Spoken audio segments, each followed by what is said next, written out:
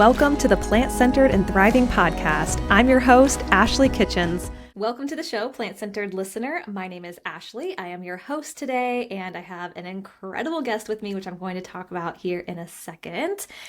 I have been hosting my parents actually this past weekend, and it's been a lot of fun. And I'll tell you what makes it really fun is the fact that they are mostly plant-based.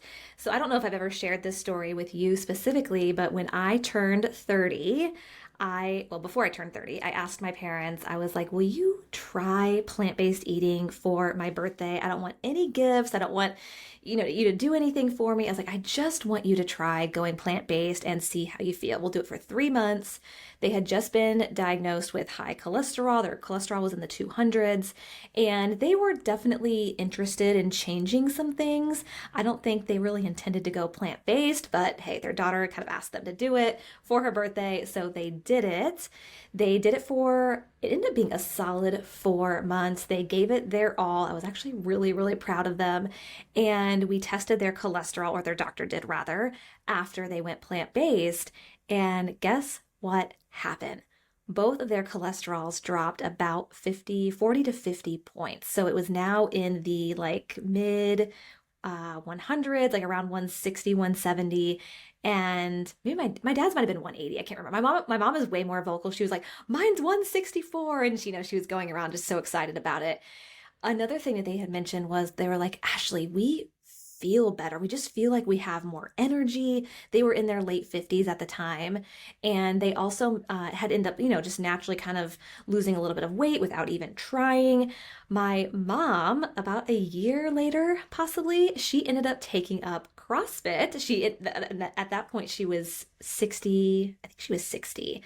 And that was another proud moment of mine. But they just said, Ashley, we feel so much better. Of course, their doctor was happy that their cholesterol was trending down and not continuing to trend up, because, he was kind of starting to talk to them about if it continues to start rising, after your annual visits, we're going to have to start talking about medication, because that's sort of the trajectory their cholesterol was headed. And so I just wanted to share that with you. I was so proud. So anyways, they've been down visiting in where I live in Durham, North Carolina, and it was sort of a last minute decision. They live in Indiana. That's where I'm originally from. And they were like, hey, what are you doing next weekend? And I was like, well, nothing. It's like, can we come down? Or I'm like, sure. So they drove the 12 hours 10 to 12 hours, depending on traffic and which direction you go, down here to visit. And it's just been a blast eating at restaurants and talking about all the things that are going on in life. I hope you had a lovely weekend. I am so appreciative of you being here. If you wouldn't mind taking 30 seconds to a minute to leave us a review, that would mean so, so much. It gets messages like the one that I'm about to share with you today out to more people who want or need to hear this message. So again, that would just mean so, so much if you could just do that really, really quickly, as long as you're not driving. Today, I have an incredible guest with me. Her name is Kate. She hails from Australia, which I didn't know when we were recording, and we talk about that a little bit later in our conversation. One thing that we talk about today, and if this is something that you struggle with, it was really, really helpful.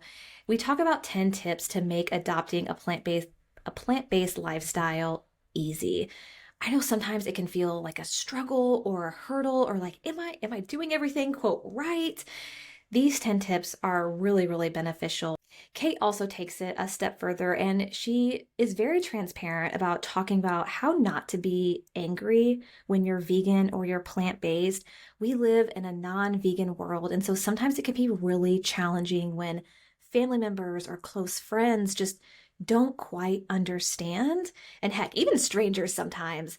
And so she just shares her wisdom there, and I really appreciate it. So let me introduce Kate, and then we'll jump into our conversation. Kate is relentlessly focused on creating a healthy, happy, compassionate vegan world. She specifically specializes in creating the mindset that makes your best eating and exercising choices simple and sustainable. Kate first got into fitness as a way to transform her body and confidence, and she has spent 17 years helping thousands of individuals sculpt a body and life they love, and over the past 7 years has focused on vegan health coaching, which she believes being fit, strong, healthy is a great advocate for the animals and your message. So we talk about, again, those 10 tips, which I found fascinating. And there's so many, I was like, oh, I could apply this to my life tonight or tomorrow. There were just so many great things about it. And then also not being an angry vegan, which can be really, really challenging. So let's get into our conversation. I hope you enjoy this one and I hope you have a good rest of your day. Yeah, how did your journey actually begin? For sure. I was like that typical animal loving child who also loved to eat meat. So I can remember declaring many times that I could never be vegetarian until whatever changed. And I became vegetarian at 16.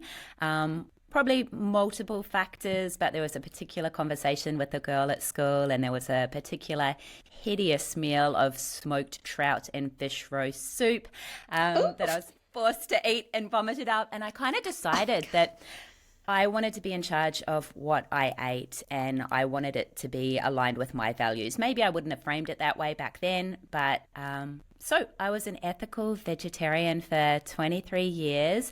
Bit of an oxymoron now. I would have been vegan if I'd known. However, it took me that further couple of decades until actually, fast forward, I was a personal trainer. I'd been a trainer for about a decade. I was a very low carb, high protein vegetarian trainer. Not that healthy, really. Healthy on the outside, but 20 plus egg whites a day. Hideous. Really? And I saw, yeah, it's extreme. Hey, because to get the aesthetics that you want, what you put into your body, maybe, I mean, you would know this with your profession for sure. Yeah. And I saw Cowspiracy. And that lifted the veil. I realized we'd been lied to. I was actually pretty angry because I thought I was doing right by the animals all these years and I absolutely wasn't. And so I was pretty much vegan overnight after watching that documentary. Wow. I hear that from so many people. They're like, I feel like I've been lied to my entire life. Whether they're vegetarian or whether they learn about veganism for the first time. They're like, what? Why am I just hearing about this now? Or maybe why is this just resonating or clicking now? I ask myself all the time, and I kind of say if I had walked past those people on the street holding the TV screens of slaughterhouse footage, and I've been that person, I was that person for my first few years vegan, would I have kept walking? I'm absolutely certain I wouldn't have kept walking. I just didn't see it. Yeah, definitely. Okay, Kate, I am kind of curious though. How did you eat 20 egg whites in a day? I mean, how does one do that? I know, right? So I was obsessed with protein pancakes. So I would make pancakes out of egg whites, and it might have even been vegan protein powder by then. I think I ditched the whey early days, and it was probably a soy-based or something. And you'd just whip up these egg whites, so raw egg whites. You'd whip them up with a beater into like a meringue with artificial sweetener, like Of so course. healthy. And then you'd cook them with a little coconut oil because that's amazing. And I'd literally do that twice a day after lunch and after dinner and have a protein shake as well and to have 2 whole eggs a day as well. Like, Yeah. I can't believe I didn't get sick more often with all those raw egg I'm whites. sure. I know that's a lot. It's a lot, right? And my heart, like I feel so guilty. I was buying free range organic eggs, which means next to nothing for those individuals. And the guilt I have for that, I just wish I had known earlier. Yeah. Well, I know that you've been in the fitness space for a really long time. So I'm curious when you made that transition from vegetarian to vegan, if you noticed anything in your body composition, in your recovery, your training, anything like that. Great question. I will share I was in a very male dominant bro science type of a gym, and I was already the weird one for being vegetarian, but they couldn't dispute that I was fit and healthy and never off work. And when I announced that I'm now going vegan, one of the trainers who's very science-based and I do respect, he was like, well, goodbye lean muscle mass. And, and at that point, I had decided that it wasn't about vanity and how I looked. If I chucked on a bit of fat and lost a bit of muscle, that was okay. It was worth it for the animals. And in fact, really nothing changed. I maybe got a little bit stronger. I didn't lose muscle. I didn't put on fat. Like so many people come to realize the food was so much better. I'd been, quite kind of, I guess, basic with my lack of diversity with my vegetarian diet. And I tried so much more with the vegan approach. So only good things Yes. Oh, I happen. love hearing that. That is so amazing that you got Yeah. a little bit stronger. Your composition didn't really change much, and that you were, I'm hmm assuming, feeling really great too because you were eating more variety and kind of stepping outside what you'd eaten maybe for a long time.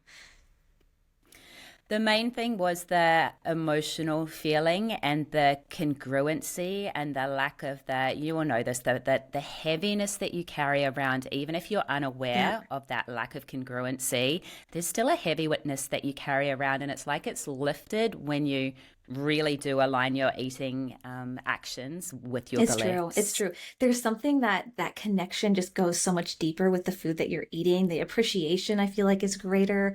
And I feel like so many people also say, I am eating, just like you said, Kate, I'm eating so much more than I thought.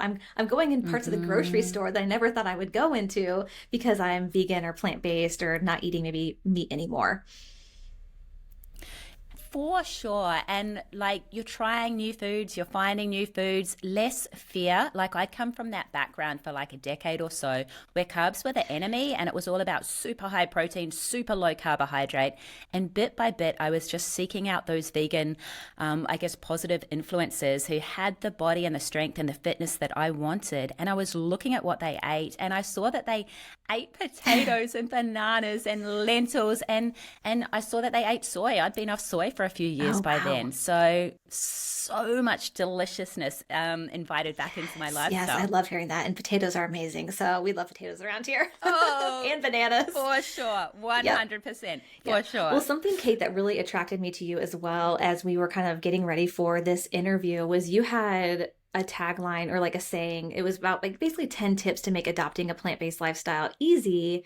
And I know that you made some mistakes when you first went vegetarian, which you've touched on a little bit. But the key was kind of avoiding some of these mistakes, which a lot of us do make when we go vegan or vegetarian. I know I talk often about, man, if I could do it over, I would probably do it a little differently. But I'm really curious to kind of Mm. hear your 10 tips to adopting a plant-based lifestyle without going down maybe some of those rabbit holes that you wish you hadn't gone down when you became vegetarian and vegan. Absolutely. I will say I made a few mistakes with the vegan thing as well. I was too diligent. I had a point to prove and I looked at all the micronutrients that we might miss out on when adopting a vegan lifestyle. And I tried to include the right amount in every single meal, Ah, so I'd be ruining meals with spirulina and everything. But I was very earnest because I wanted everyone in the gym and all my clients to see that it could work. I didn't want to be a failed right. vegan.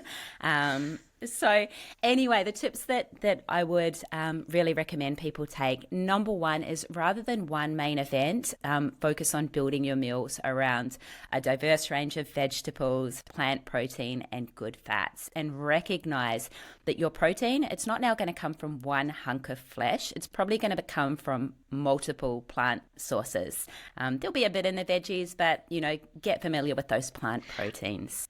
I would. Well, I was gonna say I like that because I feel like it can be really challenging when you go vegan or plant-based. It's like, well, where am I getting my protein? Because you're so used to getting it, like you said, Mhm. from a piece of meat on your plate, and it's very obvious. And now it's Yeah. like, well, where's the protein now? So I think that's a really great thing, just a great reminder for everybody. 100%. Number two, prioritize one ingredient whole foods. Now, I still eat those like junk food, supermarket book, transitional type of a foods, but I'd recommend the bulk of your plate to be made from whole food, one ingredient foods. That's a great It is start. because you just feel so much better when you're eating those foods. And sometimes it takes sort of purposefully Mhm. implementing some of those whole foods to really recognize that, oh, wow, I actually feel better eating this way than maybe eating a lot of those processed foods that are very, very prevalent in the grocery store. Yeah, we could be a junk food vegan. Vegan doesn't necessarily mean Yep, healthy, it's true. right? Yep. Number three is to buy quality produce and to give it the same respect that you used to give meat. So far as the marinating, the seasoning, the cooking, most of what we loved about meat, if we loved it, which I did, it's not about the actual taste of the flesh. It's about the way you prepare it and the way you cook it. And your veggies deserve at least That's a that. great idea. I love that tip. Number 4, really important, don't be disheartened by a recipe flop. My goodness, I've had many. I still haven't nailed a vegan omelette, even though I've eaten other people's amazing vegan omelettes. But I kind of take it to heart when like a client tries something vegan and it doesn't work. And I'm like, give it another chance. It can be amazing. That was just a flop. You've had bad meat meals, right? So that's important. I like that because I think there's so many like trending recipes on TikTok or on Instagram that are typically involve animal products. And so when you try to recreate them, maybe like vegan or plant-based, they'll flop. I've definitely had a few myself, but it just takes trying them a couple more times to be like, oh, okay, this actually can work. You don't need animal products to make it work. 100%. The next one is you might have to eat larger meals. Oh, what a bummer, right? Like that's a very happy side effect. Vegetables, plant foods generally have a lower caloric density. So that's a mistake a lot of people, especially within the fitness industry, make, especially if like fat loss isn't their goal. You know, you don't want to swap out a piece of steak for a heap of spinach. You are just not going to be satisfied. And it's not the vegan meal's fault. It was just that it was too low caloric density. That's a great tip. Number 6 is to find creative alternatives for those meals you used to love as a meat eater. So anything can be veganized. There's an example for absolutely anything you might have loved in the past. I don't want people to feel restricted. Social media, this is one good use of social media. You know, put hashtag and whatever it is, vegan pizza, vegan ice cream, into your Instagram or wherever you hang out. And there will be an abundance of delicious, usually free recipes to take inspiration from. Amen to that. One of my favorite dishes growing up was a ricotta stuffed shell, like pasta dish. And I always asked for that for my birthday growing up. And my sister recently recreated it with tofu ricotta. And it was, sorry, Mom, it was better than Mom had ever made. It was absolutely delicious. Go your sister. That's amazing. Is she vegan too, or is she just a good vegan ally? She's both. But so her whole family is vegan. And I'm so proud of them. She has 4 kids. And they're amazing. I'm so proud. That is the best. Next tip, number 7, find plant-based protein pimps that are easy to add to any meal. You can eat out vegan easily, but often it might be lacking on the plant protein. So it's just a matter of finding those protein pimps that are really easy to go to, whether you're eating out or eating at home. Stuff like your lentils, your nuts, your seeds, your chickpeas, your edamame, all of that, just to turn it into a more substantial, satisfying That's a great meal. idea. In fact, I'm supposed to go out to dinner tonight with some family, and I was looking at the menu at the restaurant we're supposed to go to, and they had this delicious kale salad, but I have to remove the cheese, I have to remove the yogurt dressing, and you can add chicken for $4. I'm like, well, I'm not going to do that. So I'm going to eat actually a little bit before I go because I know that's not going to be satiating. But actually, I probably could bring maybe some nuts and seeds and just kind of sprinkle it on the side without anyone seeing. I am doing the exact same thing, and I probably want people to see. The next tip relates to that. When eating out, scan the menu exactly as you did, Ashley. See what you like the look of. And I'm eating out on Sunday. There's a beautiful looking roasted pumpkin salad. There's no specific protein in it. I'm going to take a couple of tablespoons of hemp seeds with me, and I'm going to sprinkle them over very obviously, because if somewhere doesn't provide like a well-balanced vegan option, I want them to know that they need to. This is the way of the future. Maybe I'll do mine with confidence tonight then. Yeah, do it with confidence, for sure. Number 9 is important. The more certain you are of your choices and your lifestyle, so far as your vegan lifestyle, the more certain your loved ones will be as well. So you show them how to treat you, basically. So no wishy-washy, no like, oh, I'll just have this mum's favorite carrot cake that she used to bake for me once, you know, because they'll keep doing it. We teach people, our loved ones, how to treat us, and so certainty, lead with certainty. I really like that because I know that can be really challenging for especially new plant-based eaters or new vegans, is trying to maybe acquiesce to, well, Mom always made this for me, or this was my aunt's favorite dish that I loved growing up. So I think that's a really important tip. The last one is maybe most important. This is everything counts. Move at your own pace. There's no such thing as a bad vegan or a failed vegan, even though I joked about it earlier. And I would say, as action steps here, seek out the individuals that you can relate to, the people leading the lifestyle and having the health and energy that you want. Seek them out as inspiration. And also, when you're ready, seek out the emotional fuel that locks and loads this decision. So these may be the more horrific and hard to watch documentaries, but when times get a little bit struggle street, you want to look to both those inspiring people that motivate you and also that connection with your heart and your values and beliefs that you see in these documentaries. Yeah. I know there have been several documentaries that have left a lasting impact on just my heart and my choices. And I think it's always important to revisit some of those. Yeah. So true. Yeah. 100%. Well, thank you so much for sharing those tips. I feel like it's always good to hear other people's sort of journey and the things that they learned and kind of put into 10 tips like you did.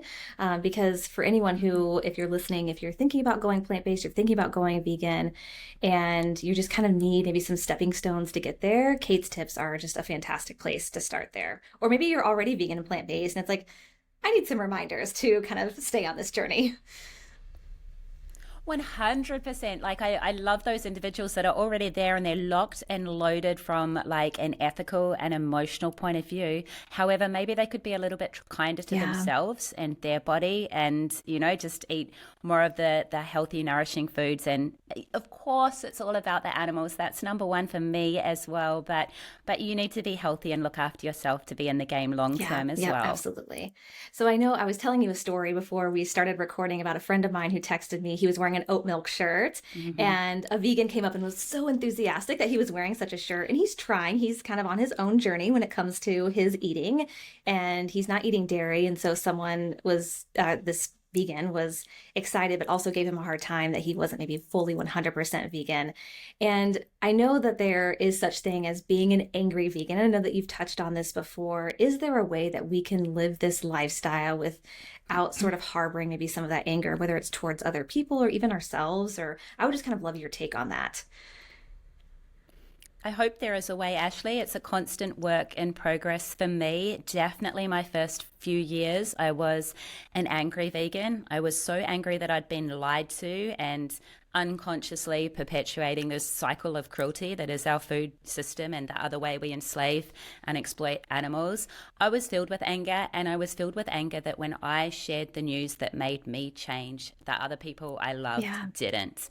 So I led with so much anger and hate and frustration, and I would constantly bite my tongue in conversations and then I would explode. And that's not effective communication, and it literally took me years, and I don't know if you can fast track it. I have a few tips, but I kind of think we come out of angry vegan when we realize what it's costing us. And I realized it was costing me my relationships with loved ones. It was costing me way too much energy because we're surrounded by it. We live in a non-vegan world. If it's all we're focusing on, and it's so urgent, it's really easy for it to be our primary focus. But I don't think it's sustainable or healthy for us long term to lead with anger and frustration. So I do my very best to lead with love and compassion and even deliciousness. Deliciousness always works. And so far as the steps, I've kind of got a little bit of an ABC, and A is for awareness. So really think, if you resonate with the idea that maybe you're an angry vegan, really come to be aware of what it's costing you right now and how life will look in 6 months' time and in 12 or 24 months' time if nothing changes. Your energy, your joy in life, your relationships with loved ones, how is that going to look? Because heads up, you're going to have to be the one that changes, not them, sadly. I've tried all the emotional blackmail. It's got to come from us, not them. B is the brainstorm.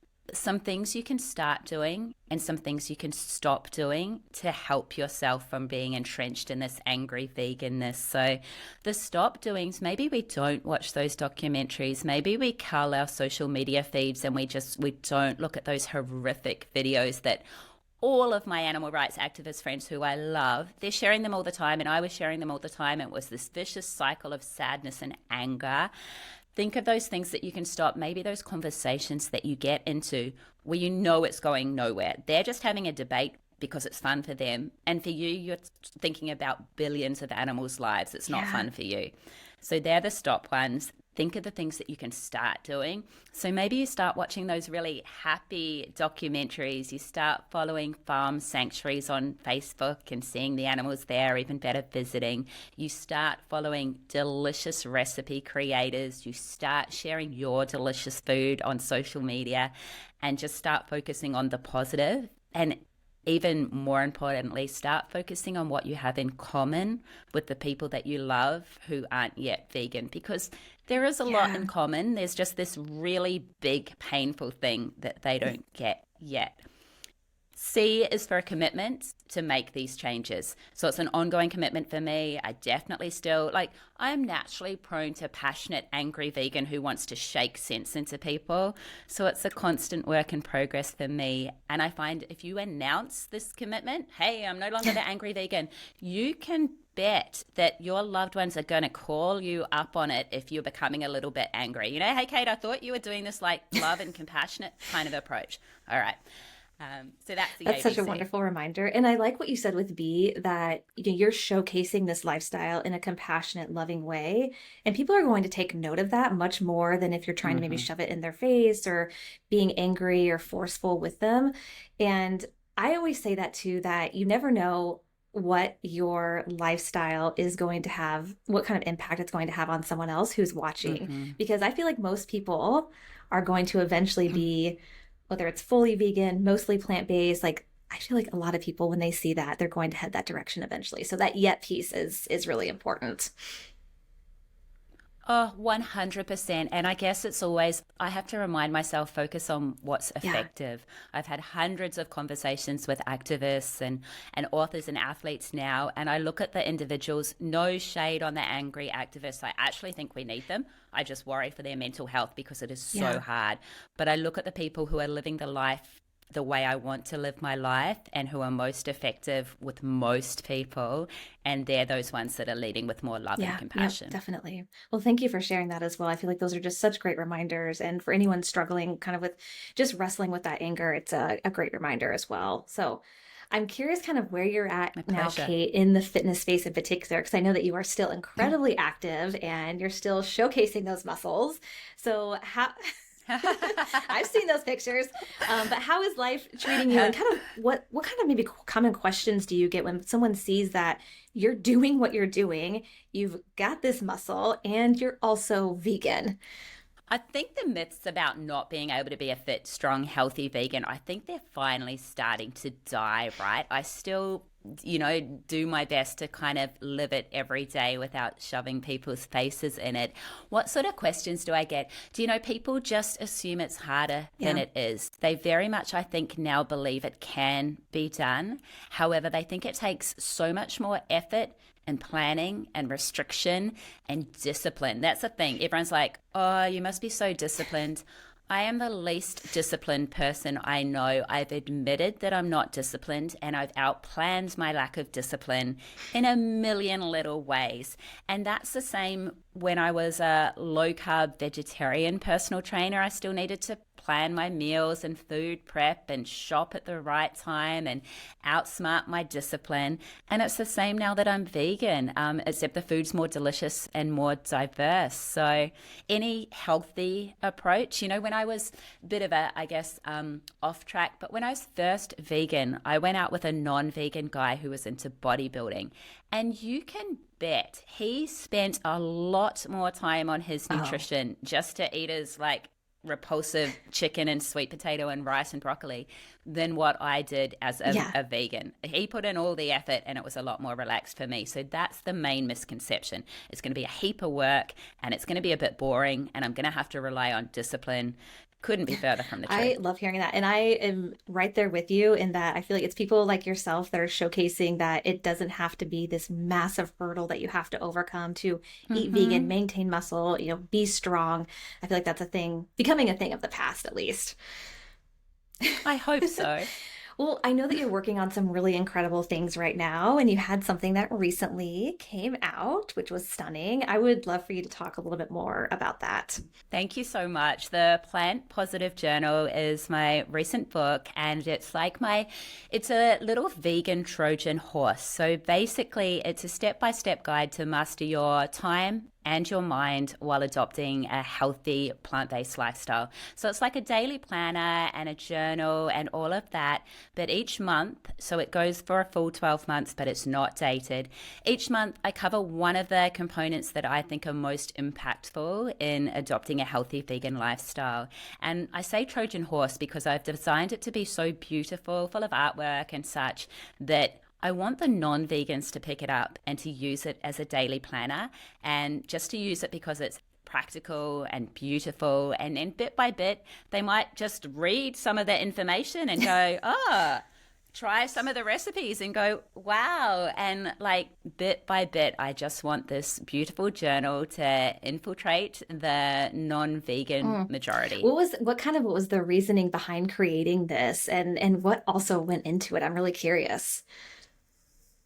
I had an amazing mentor. So for many years, my dear mum used to buy me a gratitude diary. And this was this stunning, here in Australia, produced by an Aussie lady. She's been doing it for 13 years. One year my mum bought it for me, and I never read any of she talks about the sun and the moon and all of this. I never read any of the writing. I just thought it was very beautiful, and I like to plan my day to come the night before and tick stuff off. I'm very like that.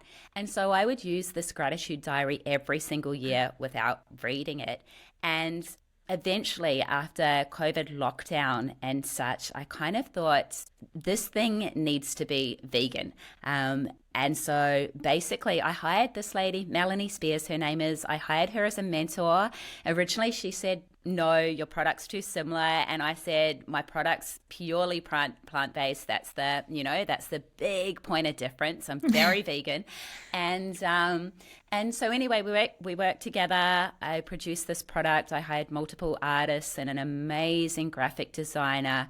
But all the content is just the lessons I've learned over the past almost 2 decades in the fitness industry. And the intention is it just simplifies the process for either the plant-based curious or potentially, I guess my favorite market, the existing vegan who isn't doing it healthy. They're not looking after themselves yet. They're just in it for the animals. Maybe they're still an angry vegan, and they need to look after themselves a little bit more. I mean, on that every Sunday, there's a self-care action. So it's just, there's a lot in it. It's definitely a venture of the heart. Yeah, that sounds amazing. And a self-care Sunday action is wonderful because I feel like an entire week can go by and we haven't done one thing for ourselves. So I think it's good to be intentional about that. Yep. I agree. Are you in Australia right now, by the way? Oh my goodness, what time is it there? It's probably nearly 4 a.m. It was 2:45 when we started, but I'm an early bird. Okay. So with podcast interviews, I will do an interview at 2 a.m. rather than 5 p.m. And I'm not even joking. I'll take it.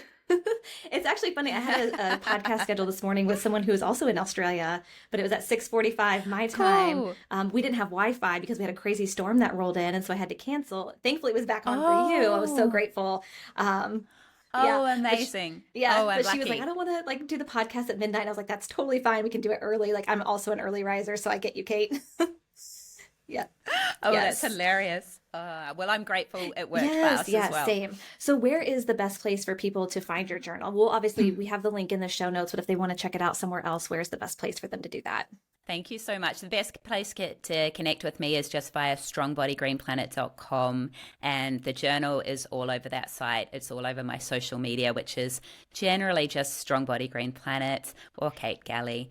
Pretty easy to find. Wonderful. Good. Well, we have all those links in the show notes so you can check Kate out, connect with her, let her know that you came from the podcast. Kate, I really appreciate you coming on and sharing your wisdom, your tips, and just being a positive force in this field where there can potentially be a lot of negativity. So I really appreciate you. Ashley, it's been so much fun. Thank you so much. And huge gratitude for all the goodness you're putting out into the world as well. I appreciate it. Well, thank you again. And thank you so much for tuning in today. We will catch you on the next episode. Until next time, keep thriving.